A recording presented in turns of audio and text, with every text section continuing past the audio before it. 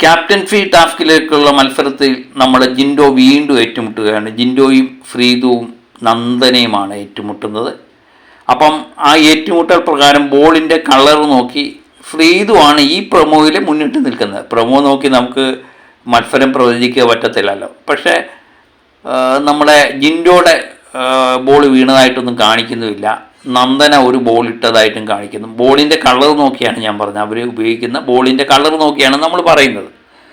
അപ്പം പ്രൊമോയ്ക്കകത്ത് കാണുന്ന കാര്യങ്ങളെല്ലാം ശരിയാവണമെന്നില്ല. ഇതുപോലെ തന്നെ നമ്മളെ നോറയും ശ്രീരേഖയും ഒക്കെ തന്നെ സന്തോഷ പ്രകടനം നടത്തുന്നുണ്ട്.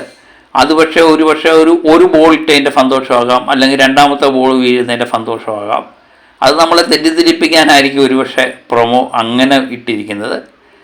പക്ഷെ ജിൻഡോ ഇട്ടേക്കുന്ന ബോളിൻ്റെ എണ്ണം കാണിക്കുന്നുമില്ല, അതോ ജിൻഡോ ബോളൊന്നും ഇട്ടില്ലേ എന്നുള്ളത് നമുക്കറിയില്ല. ഈ പ്രൊമോയ്ക്കകത്ത് കാണിക്കുന്ന പ്രകാരമാണെങ്കിൽ ഫ്രീദുവാണ് ജയിച്ചിരിക്കുന്നത് എന്ന് തോന്നുന്നു.